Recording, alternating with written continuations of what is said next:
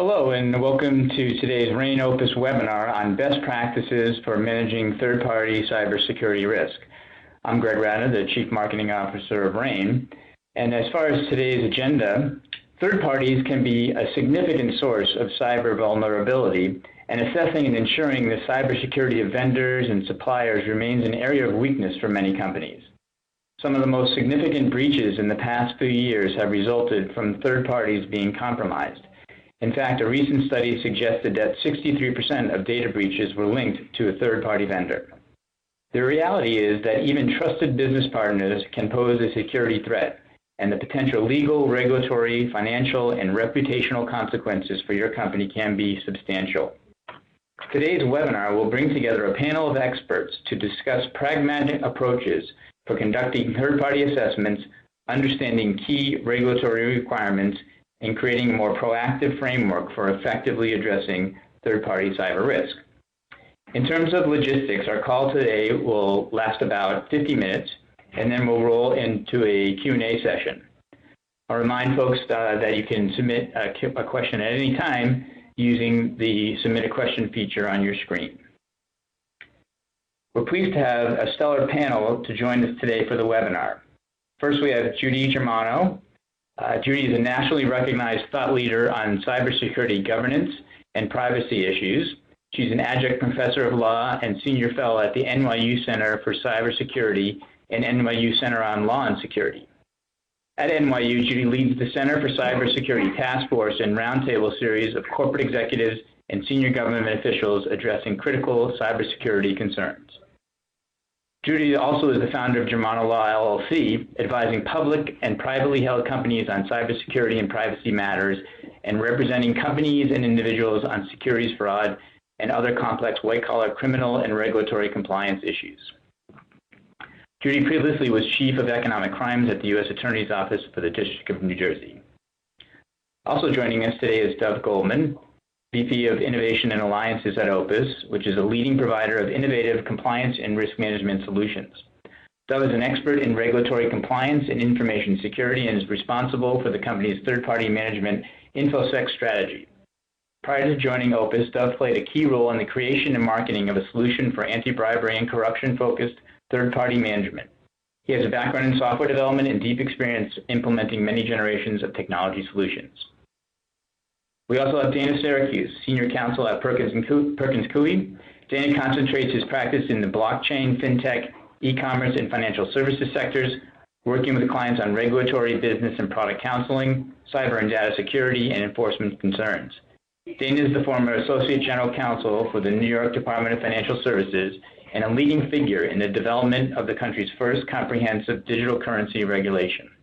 Dana helped develop the NYDFS strategy for the review of the cybersecurity standards of its regulated institutions, oversaw the revamp of the DFS cybersecurity examination process, helped implement targeted risk assessments of its regulated institutions' cyber preparedness, and took steps to assess the cybersecurity risk presented to the banking and insurance industries and those posed by third-party vendors. And finally, our moderator for today is Mark DeLuca, Senior Vice President at Opus. Mark has spent over 2 decades in the enterprise software market, and at Opus, Mark is responsible for driving revenue growth and building a world-class sales organization. And now I'll turn it over to Mark to kick us off. Great, thanks, Greg. Let's dig in. I'd like to open the discussion with a little bit of background on why we're here. And I'll start with Judy. Judy, if you could just give us a quick thumbnail sketch on what's going on in the marketplace and why this topic of managing third parties for information security is just becoming particularly acute right now. Sure, thank you so much. It has been a problem, but as we get increasingly interconnected and rely on technology for our business needs, we are opening up more and more portals of risk. And there are a number of different examples in the public of issues with third parties. So what we're seeing is entities are having a hard enough time on their own managing their internal cybersecurity, but then they have to worry about who else has access to the systems and what type of access. A very popular example which was also a very expensive example, is the Target breach. It was through a third-party heating and air conditioning advisor, and the most recent numbers are that cost Target nearly $300 million over the past 4 years of fines and litigation and breach response. We've also seen in the financial services sector the criminal as well as enforcement case involving the news services, where companies were putting highly sensitive financial data, providing it to the different newswire services, and hackers were getting in, able to see that information and trade accordingly based on an advanced look. And so those are areas where folks may not even be thinking in a cybersecurity plan as to what type of data is out there and where it can be breached. And so there are a number of concerns from a technological perspective, and then we also have to worry about a client management perspective as well as a regulatory and civil enforcement area, because we are seeing more actions against entities. For example, RT Jones was fined by the SEC. It was their third-party hosted web server that was breached. But even though there was no financial harm found to the clients, they still were required to pay a penalty to the SEC and be subject to a cease and desist order. And there are a number of other examples where it shows that regulators are cracking down on this issue as well. Great. Thanks, Judy. Do you think the number of cyber events is increasing, or is it just the news flow is increasing and regulatory oversight is increasing, so it's more in the public eye? Is it just more of the same, or is there really a growing threat? I do think the threat is growing. I mean, we're certainly getting more news coverage and we are getting more action by the regulators. But in addition, hackers have long recognized that the best course is the path of least resistance in terms of where they want to get into an entity. I mean, we would see that years ago for major defense contractors when they would announce a potential takeover, for example, of a certain company. That company would then be subject to a number of different hacks because hackers would figure that was they probably didn't have the better security of the big entity that it was about to be joined with. But we are seeing also just a lot more data shared and passed through. And so I do think that this is a growing problem technologically as well. Great, thanks. And Dana, on your side, I know you were part of the DFS when they began imposing regulations around cyber. Can you talk a little bit about the drivers behind that and what that particular regulation looks like? Because theory is we'll be seeing more of that from other regulators in other markets. Absolutely. So the DFS cyber regulation wasn't, it wasn't created in a vacuum. It was really the culmination of kind of a multi-year inquiry into cybersecurity practices in the insurance sector and the banking sector, which is, what DFS regulates. It started off in 2013 and 2014 with surveys being sent to 154 banks and 43 insurers, and then that led to a series of meetings. Those surveys came back, and I think a few different things struck the department. The scale and breadth of breaches, the fact that breaches were growing in and attacks were growing in sophistication and speed, and to the earlier question, the degree to which regulated institutions, particularly banks, relied on third-party vendors to provide critical infrastructure and critical financial services. There were different findings that came out of that inquiry. such as 1 in 3 banks didn't require third-party vendors to notify them in the event of a breach. Fewer than half of those entities conducted on-site risk assessments, and 1 in 5 banks didn't require vendors to establish minimum infosec requirements.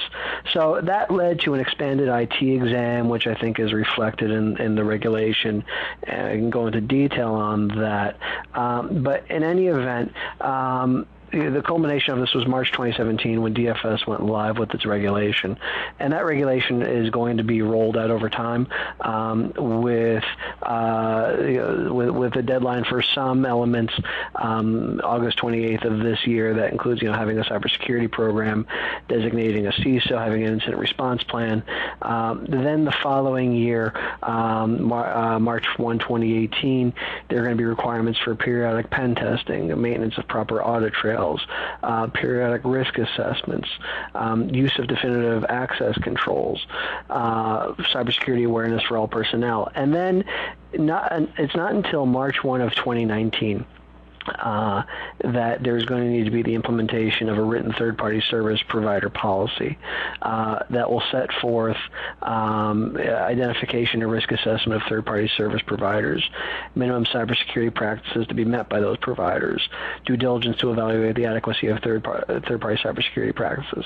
You can go into detail on it, but really what it's about is making sure that third-party vendors are, in this aspect of it, making sure that third-party vendors are uniformly treated across all the regulated institutions, because there was kind of an unevenness there.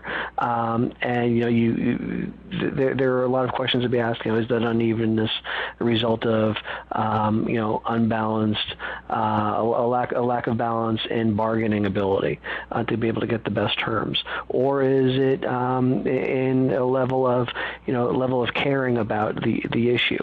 So I think the hope is that the regulation will bring uniformity to that. And with the DFS, would it be fair to say that the number of entities regulated by the DFS is fairly large? Is it financial services firms doing business in New York, or is it those that are headquartered in New York? How does that work? For this particular regulation, it is any entity that is operating under a license, registration, charter, certificate, permit, accreditation, or similar authorization under the banking law, insurance law, or financial services law. Now, that broadly speaks to, large multinational banks, insurance companies that DFS regulates, but DFS also regulates, a funny array of institutions, as kind of esoteric as pawnbrokers and title companies. So what DFS wove into this, because there was a lot of pushback. There were, I think rightfully so, there were statements in the comments saying, well, if you're a small little bank with 4 people at the Canadian border, how could you be expected to comply with this expensive regime? So DFS wove in an exemption for smaller entities with less than 10 employees, less than $5 million in gross annual revenue for the past 3 years, or less than $10 million in year-end total assets. So there is that kind of softness there. Yeah, where the exposure, if a breach were to happen, would not be as damaging to the public. I think it's not. I mean, yes, that's one piece of it, but I think the other piece is kind of an understanding of the the fact of the burdensome nature of the regulation. And the survey you did, and so it's I'm assuming bank, brokerage, insurance, any sort of financial services firm. Any insights into certain sectors that are ahead of others, or was it pretty bad consistently across the board? So it was a cross-section of banks and then a cross-section of insurance companies, so P&C, life, and health insurers. I think, and this wasn't a finding, but this is me speaking my impressions. I think people would agree with this, is that banks are generally speaking, more sophisticated than insurers. Insurers have a long way to go. The banks, in the last 5, 7, 8 years, they had a lot of DDoS attacks. There were a lot of things like that forced them to kind of galvanize their controls. The insurance sector didn't have that. Also, the stuff that the banks are guarding and holding is more valuable than what the insurers have. But what you're going to see, and I think what we're seeing is that the hackers, the attackers, are going to go for the low-hanging fruit, which I think will increasingly be insurance companies, which will increasingly be gaining entry through third-party service providers, such as in the Target breach. Got it. And regulators have often stepped in to move their regulated entities in the right direction in a lot of different areas, several of them in third-party management. Dana, from what you've observed, would you say cybersecurity is an area that these firms want to be good at versus a regulator putting a gun to their head and saying fix it, and that's what makes funding available to go do the right thing? Any thoughts there? I think that entities want to be good at cybersecurity. I think that part of being good at it and part of having what you need to have in place, a big part of it's consciousness raising. So that is, connecting the decision makers, connecting the C-suite, changing the tone at the top so that they understand the depth and severity of it, but also putting them in contact with the folks who are, the boots on the ground, the people that see the incidents coming through. Now, as for a regulator mandating these things, there is, the differing philosophies about being prescriptive or just providing best practices. I do think that when there is a regulation, suddenly money gets freed up. But I also think that, regulators see this as a safety and soundness issue for their regulated institutions because the loss can be total. It could be complete depending on the hack. And industry sees that as well, I believe. Yeah, I agree. Judy, could you give us some insight into some of the challenges? So it would be, it sounds like the problem's large. It's fair to say companies would like to be good at information security and have everything locked down. I think we all know it's not as easy as it looks. It's harder to deliver than to talk about it. But can you speak a little bit about what you've observed in the field, some of the challenges these companies run into managing their third parties for information security, and any insights you might have in that area? Sure, and I do agree with Dana that companies want to be good at cybersecurity, but I think that there is a vast difference among companies in terms of how seriously they are taking the threat. It seems that entities who have been subject to breaches or who are more aware of the significant harm to reputation and trust with their clients are willing to focus more resources, and a lot of other companies are still hoping, I'm surprised with this many years out, still thinking, well, maybe it's not going to happen to me. And so I think some of the challenges, I'd say they are internal challenges as well as external challenges. Different entities, there are questions as to who are the stakeholders within the organization, understanding what data is even an issue and where it is, and then where the budget is, because it may be in different places in terms of the legal team's perspective, in terms of what needs to be done, the information security officer's perspective of what needs to be done, and ensuring that the right people within an organization are talking to each other.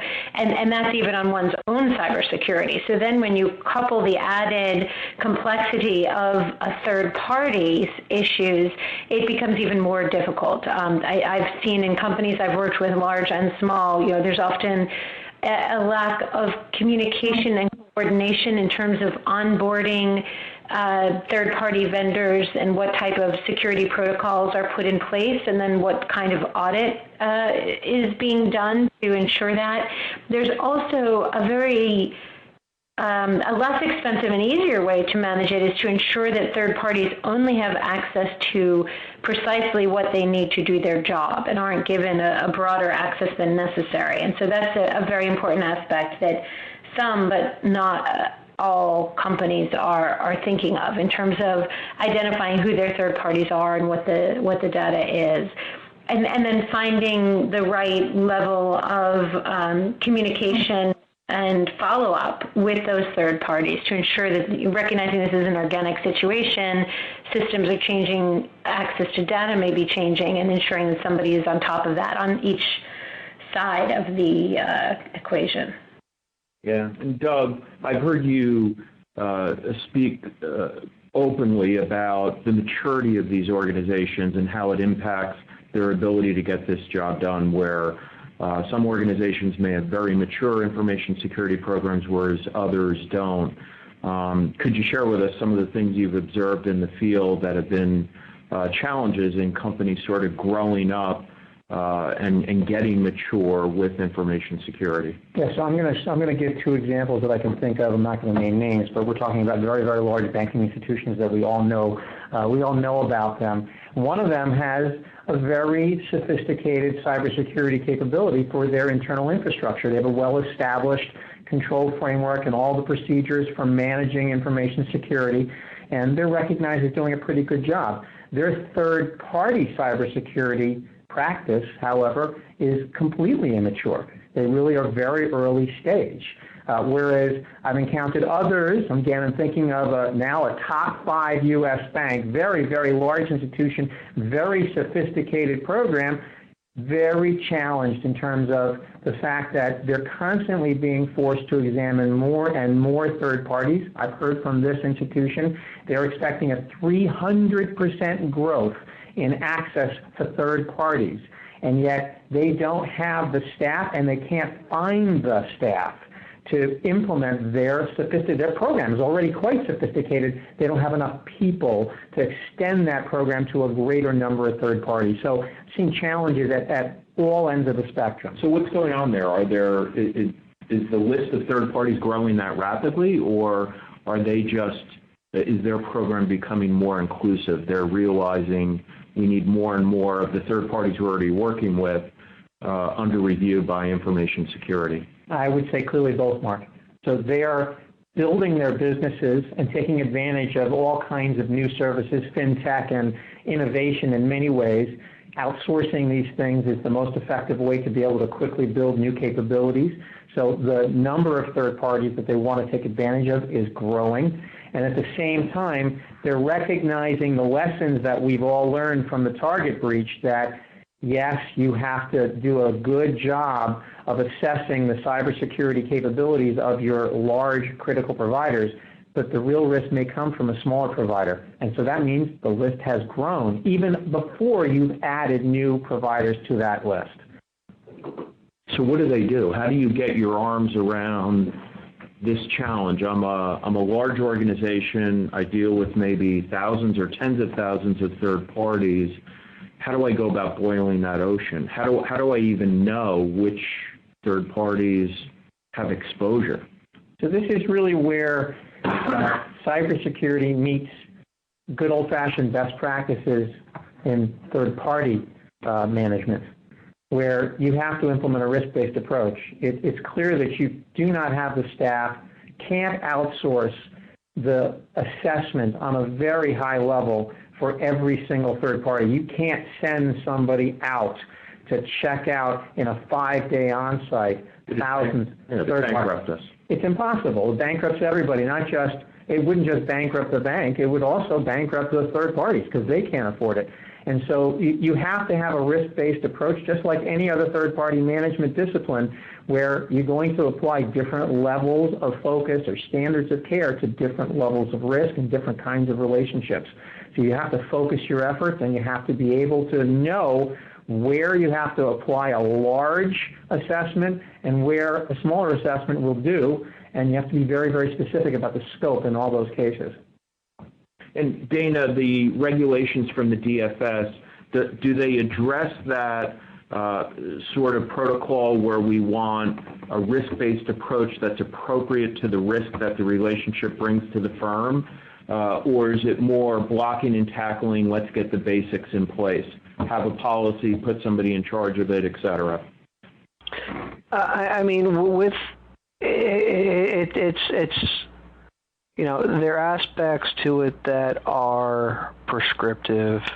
I think that the regulation broadly, reflects, a lot of the breaches that occurred while it was being drafted, and kind of try to bake into place things that would be, I think everyone would agree, could have possibly prevented certain breaches, such as proper data classification, such as access controls, such as multi-factor. So it's a little bit of both, I would say. I think that, just echoing what the other panelists have said, that, the extent to which you have a third-party vendor, such as an HVAC vendor, that doesn't need to have access to certain aspects of the system. Well, why provide them with access? So there are practical things like that I think more and more will be put into place as people become aware of these issues. Yeah, and Dana, I'd like to add to your point that every time we see a breach and we think about what could have been done to prevent it, often the prescription for preventing it is good old-fashioned best practices. It's axiomatic that there's going to be new threats, we're going to find new doors were open, but the best practices that have been designed by experts, people who've designed frameworks like ISO and NIST, have really figured out a lot of that, and it's a matter of properly applying it to the third-party realm, which is a great difficulty, not simple, and that's a discipline, kind of a cross-disciplinary activity that I think that a lot of organizations find challenging today. So let's talk a little bit about best practices, Doug. We're here today with a large audience interested in hearing about the topic. Either speak from experience or pick somebody that you know. What is the process that organizations that do this well follow? How do you go about the business of managing third parties for information security? Can you sort of paint a picture for our audience? So I think, Mark, I would start by painting a macro picture, and I'm going to try to do this quickly so that everybody else can get their word in here. But if you have a mature organization from an internal cybersecurity perspective, and presumably all of the large organizations have some maturity in that area, you have to translate that program into something that can be executed on the third-party side. And so there's certain basic things like the control frameworks that are in place for internal cybersecurity. They will probably largely work for third-party, but there needs to be some work to translate them. And then you have to bring up teams that are capable of executing on a kind of a dual mission. You have a technical person who understands information security controls.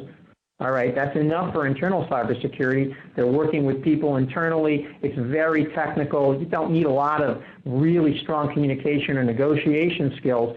The minute you're looking at a third party, you can't control their cybersecurity controls the way you can your internal controls. You need that individual, that technical person, to have communication skills, to be able to market your position and to negotiate on behalf of your organization. So you have to find the kind of people who can execute on this sophisticated program. Once you have that in place, the best practice that I've seen everywhere seems to follow a similar arc. Segment the population, just like with any other third-party discipline, into levels of due diligence, scope the appropriate controls for each relationship based on, as I heard Dana say, data classifications, the type of access they have, collect due diligence materials, assess those controls, prescribe remediations, and report risk up the chain, because more and more the boards of directors, the CEO, the CISO, they want to be able to see what's going on. So thumbnail, that's how this has to be put together. Is it that the board wants to see what's going on, or we're trying to make them aware? Are we pushing up, or are they pulling up? I think more and more they're pulling up. Okay. I think that they're aware of the risk to the institution, and they're aware of it as an existential threat outside of any regulatory pressures. And of course, they're also aware of the regulatory pressures that they face.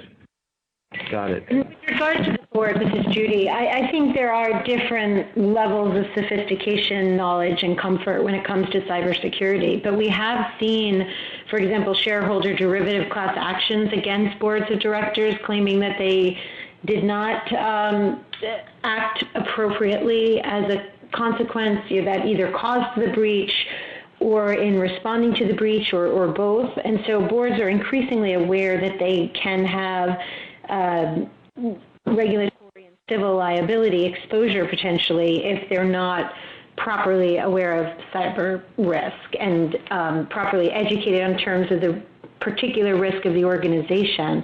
But it is also important that systems or that companies develop appropriate levels of cybersecurity governance.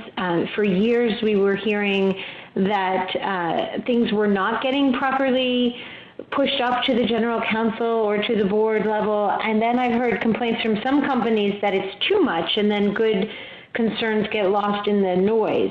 So it is important to what Dov and Dana were saying in terms of a risk-based approach for a company to do a thoughtful risk assessment when it comes to cybersecurity from a governance perspective in terms of the basic questions. What information do we care most about and prioritize that? Where is that information held? How is it secured? And who has access to it? And to have a plan in place in terms of ensuring the adequate security around that prioritized information, and then also in terms of an incident response, who needs to know, who needs to be involved, who needs to be briefed on cyber risk, and at what degree of priority. So I think there's an important discussion that needs to happen at companies of any size in terms of how this governance is being handled from a cybersecurity perspective, and particularly when we're talking about what information do we care about and where is it, it includes third-party access to information or a hosting of information. And one interesting study is that often the people within an organization who are most adept on security concerns of the organization are not always involved in procurement decisions in the procurement process. So that's an area in terms of a risk assessment to ensure that the silos are broken down, but as the company is bringing on new vendors, the security team is aware and has a say in terms of what access the vendors may have, what type of information is going out from an overall governance model of the risk.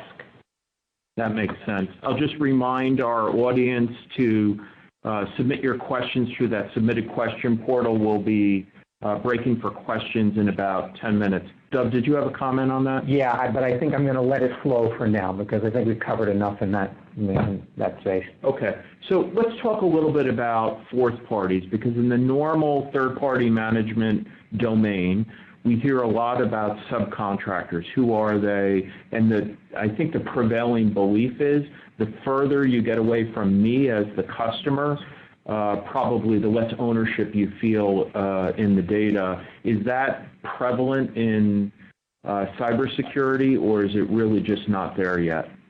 I think that there is some technology solutions to identifying your fourth parties.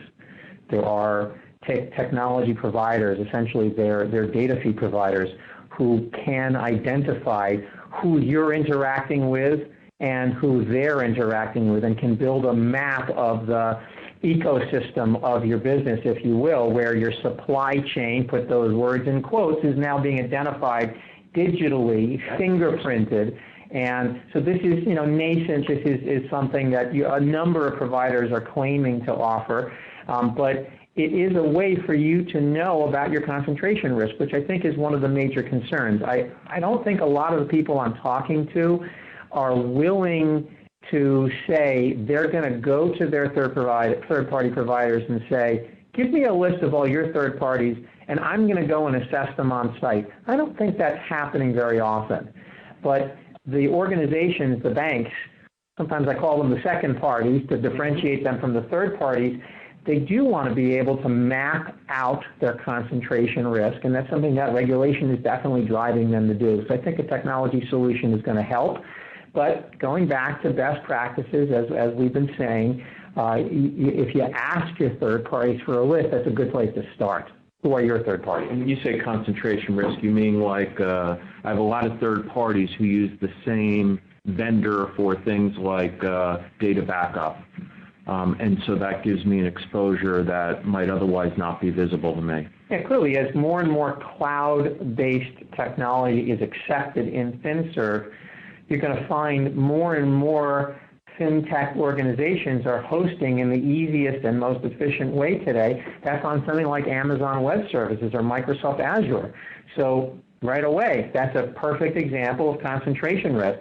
How many of my providers are hosting on the same overall cloud service? And if that cloud service goes down or has some service interruption, I have to worry about it. I'm going to get hit from multiple different directions. Dana, how about the regulations? Do they look at subcontractors yet? Are they that deep yet, or is it still more on the third-party level? I mean, a lot of it is on the third-party level, but I could see it kind of expanding to that. I think one of the things that's going to, complicate things even further is as regulated banks, as regulated financial services institutions who are subject to DFS regs or subject to OCC regulation start adopting these various fin technologies, various distributed ledger technologies that will all be kind of the new plumbing, and how that is going to force regulators to increase their own sophistication and their own understanding of tech. I think that's probably the next thing to happen. Got it. Would it be fair to say that we're still in what I would call the building phase in this domain around managing third parties for cybersecurity? Companies are spending money trying to figure out how to get on top of it, as opposed to being in a more mature thing where we might be worried about efficiency and how do I drive cost out of it. Absolutely, because the systems are only as strong as the weakest link, and to the extent that link is an unsophisticated third-party vendor who could provide access into a system that's incredibly valuable, I think this is an issue that people are just getting their arms around. Yeah, and a phenomenon I've observed, Judy, if you could comment, is around the availability of people with good domain experience, because the whole discipline of third-party management is maybe 7 or 8 years old. You don't find a lot of people with decades of experience. Is that bleeding into the cyber third-party space, or do you think there's a decent backlog of good people that can be hired to get their arms around these things? No, I think to a point that Dana made earlier, the staffing and resources when it comes to managing, I'd say, cybersecurity generally, and then as the problem expands to third parties and others on the supply chain, becomes more and more difficult. There isn't adequate expertise or resources, and I think that we are at a time where we're going to get more sophisticated with technological solutions for managing third parties, and also where we'll come up to a better level of good cyber hygiene across the board. We're sort of in the stage now where, using the car analogy, where a number of companies are putting seatbelts into their car, but there are others who still don't have seatbelts, and it hasn't been fully accepted and widely adopted yet. And so over years, while the threat and risk keeps changing, I do think we will achieve a better baseline of cybersecurity. But right now, I think we're in a growth area of significant vulnerability. And it does require, just like the know your customer requirements, this is a know your third party requirements. And there are some technological solutions that can help in terms of vetting and managing vendors, and then also just doing with a proper risk assessment and plan can help entities see that they are doing it correctly. And I guess part of it would be not just know your vendor, but know your data, right? Would that, what data do we have? Where is it? How much of it? What type of data is it? That sort of thing. I have to imagine for a large corporation, that has to be a big challenge as well. Yes, and I agree. I think that's the appropriate starting point, because you're looking at what do we care most about and what are we doing to protect it from a data management standpoint. And from there, you can look out to your vendors, and that's how you get into a better risk-based approach to managing a hugely complex and sprawling issue. And we'll break for questions in about 2 or 3 minutes, but Doug, could I ask you to comment on, so that's one angle, right? I want to know what's the information I want to protect and let me inventory that. Then the other angle is who are all these third parties I'm doing business with, and what exposures do they bring to me, and which ones have information security exposure, and then how do we get them on the right path. The challenge a lot of these companies face is that data is all over the place. If I do business in 3 continents and I have multiple ERP and accounts payable and procurement systems, and maybe the data isn't as clean as I'd like, how do I get my arms around that second piece? So this is a problem I've seen many times in real projects. An example I'll give, this is a real-life example. A major pharmaceutical company, it's not Finserv, but close enough, they had 60 different databases around the world that listed potential third parties. And so the first step in getting that tangled mess under control was just collecting that data from different systems, different data formats, even where they had the same data format, they agreed upon meaning of a field value. Well, there was none, so they had to correlate all of that and turn it into one single database. That's a very significant reference data problem, to be able to concord the data that a company itself has in different systems into one single golden record. And that's absolutely essential. How can you apply a risk-based approach to a population that you can't identify, you can't touch? You've got to start first. So this is another version of the know your data. It's, well, know your third-party data, the data that you have identifying your third-party entities. And then there's another level to this. What business are you doing with them? You have to pull that data in. And these are good, basic best practices from third-party management that's been around for a while. Applies even more so in cybersecurity. So from a practical point of view, I'm that company and I've got one of those databases squirreled away somewhere in my organization with some third parties in it. How do I know what the nature of the relationship is with that third party? Most of them probably don't have information security exposure. How do I lift those needles out of the haystack? Mechanically, how do companies do this? Typically, you're going to have to go back to the line of business, the person who owns the relationship, to find out what that third party is doing for you. Most companies, when they're pulling this data, it comes out of an ERP or a procure-to-pay type of a system.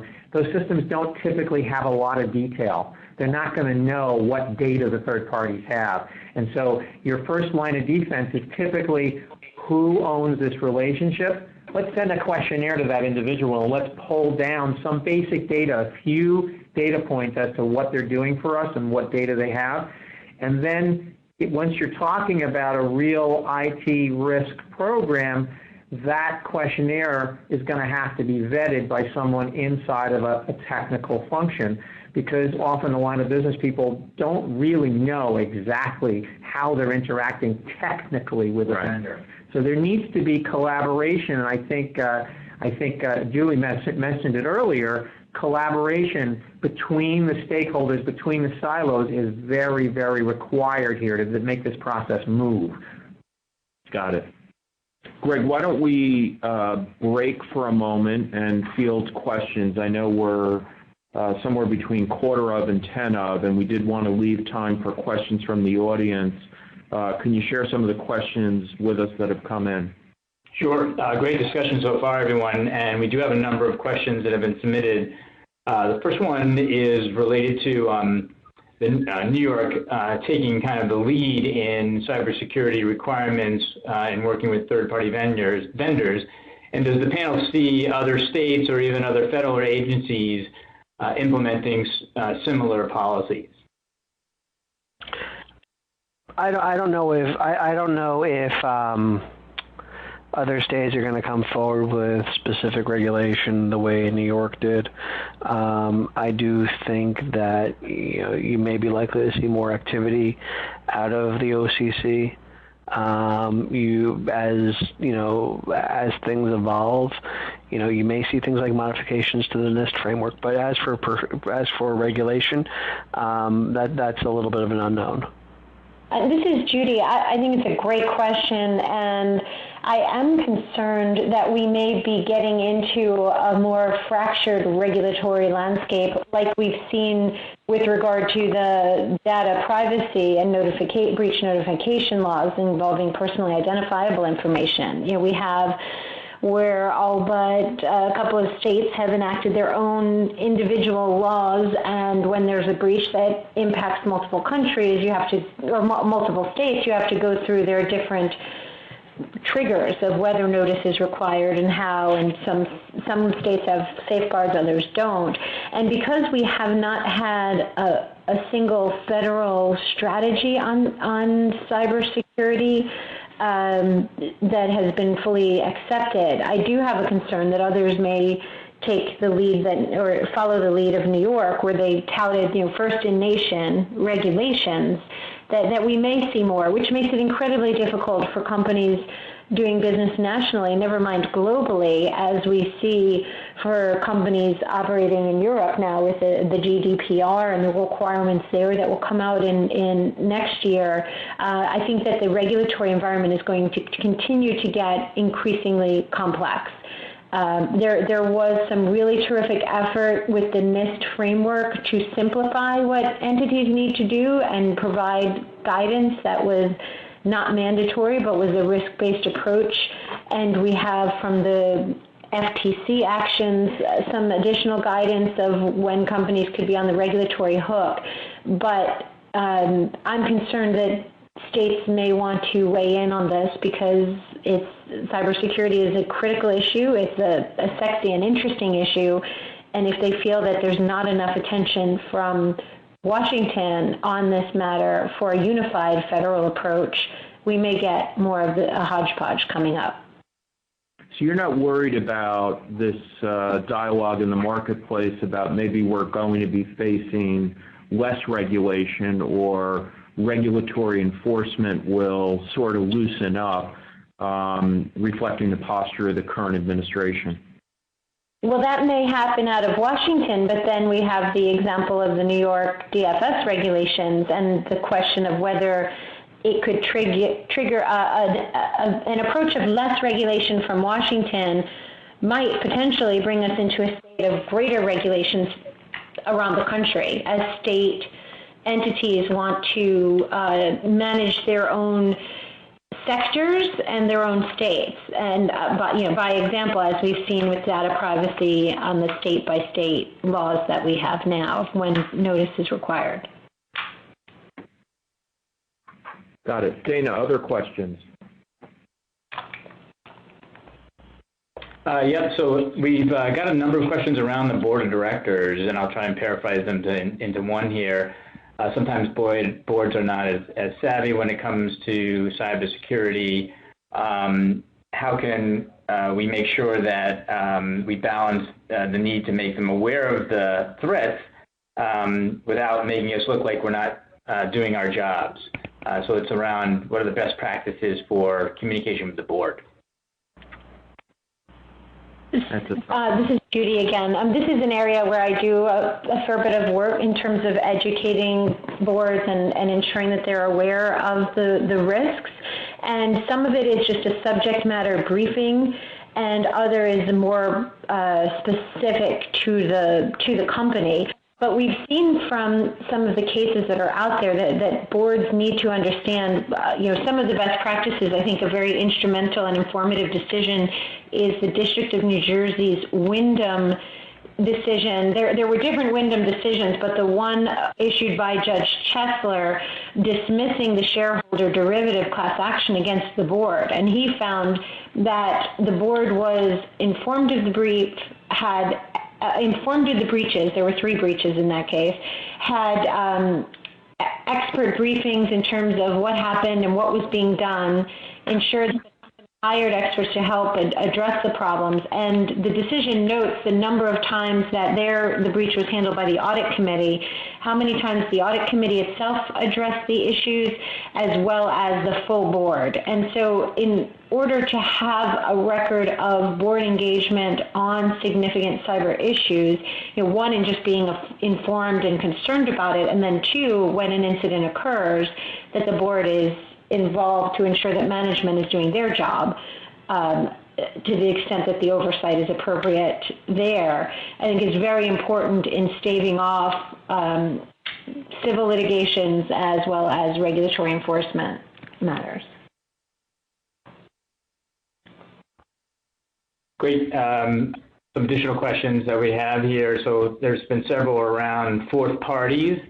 Again, I'll try to paraphrase to get it into one set of questions here.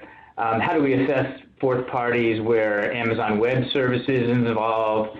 How do we gain the level of assurance required when it comes to the data exposure there? How do you manage fourth parties who do not have their own vendor management program? So some questions around fourth parties you can address. Doug, you want to dig in a little bit on the fourth parties? So AWS is a challenge that I hear about from a lot of people. And I don't know that there's a good answer for that today, to be honest, because they're not always so forthcoming. The big providers essentially they're not responsive in the same way that the medium-sized providers are. I'm talking about the really big providers like Amazon and Azure. That's got to evolve. And I'm imagining, and I don't have direct visibility to this, nobody I'm talking to is telling me, but the pressure has got to be on providers like Amazon and Azure to be more responsive to requests for assessment. That said, I think that over time, I'm just playing out what I'm hearing from lots of people, and this is just a feeling, and I wouldn't say that this is in any way authoritative. People are starting to realize that Amazon and Azure are probably more secure than in-house run data facilities. And it's just a question of demonstrating that. And that doesn't absolve anybody of having to worry about concentration risk. It just means that you may be able to treat an assessment of an AWS or an Azure differently than you would somebody that has a smaller internally run data center or a more traditional co-location where it's their machines in cages hosted in somebody else's facility.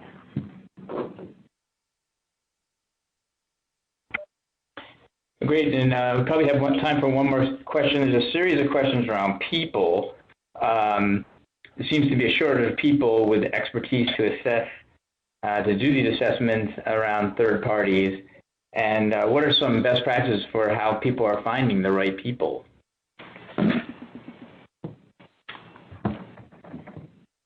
Go ahead, Doug. So I'm talking to a lot of organizations, a lot of executives who are responsible for those teams. And what I'm hearing from all of them is pretty much the same thing. Very, very hard to find these people. Once you train them, you often find that they find a job at another organization for more money very, very fast. There's a lot of job hopping going on. So everybody I'm talking to says to me that they are outsourcing to some extent the assessment work that they're doing because they just need overflow capacity. So good relationships with strong providers who can do that for you. The Big Four and the next tier of accounting firms have this capability in spades. They know how to do this. I think that that's how a lot of organizations are filling those gaps. And then, of course, beyond finding the right people, you should be equipping them with the right technology and processes so that they can be efficient and not get frustrated, because this is a very frustrating job in a lot of cases. It's a lot of mechanical work, a lot of travel, and a lot of vendors who are not so happy to be cooperating with many, many assessments every year. Can I ask a follow-on question? When you say outsource, do you mean they're taking a batch of third parties saying, Grant Thornton or EY, I want you to go do these assessments? Or do you mean like I'm outsourcing the business process of doing those assessments to like an Accenture or somebody like that? So I've seen a lot of, I'm going to hand my overflow list of third-party assessments to a Big Four or a Grant Thornton, exactly that. That's really the most common arrangement that I'm seeing today. Also, where I'm really, if you think about where that's happening the most, it's still the assessment of large, complex technology service provider relationships. But in the middle tier, you're also seeing another level of outsourcing of smaller kind of remote, not on-site assessments being done by Indian outsourcers, some of the big organizations, and that's more of a business process outsourcing where they're managing a kind of a cookie-cutter assessment of a much, much larger population of third parties in, let's say, the middle tier of a bank's risk bands of TSPs. Got it. Greg, do we have time for one more? Let me see. I'm looking through. I think we've addressed most of them. I think we just have time for some wrap-up comments. Great. Well, I want to thank everyone for participating today. Judy, Dana, Dub, I very much appreciate your sitting in with our audience for the last 50 minutes to an hour. There's great domain expertise here. It feels to me like we're in a relatively early stage in this market where many of us are trying to figure out the right way to protect our firms, and so I would just encourage everybody to collaborate with peers as much as you can so that we can all get there that much faster. Thank you, everyone. Thank you. Thank you.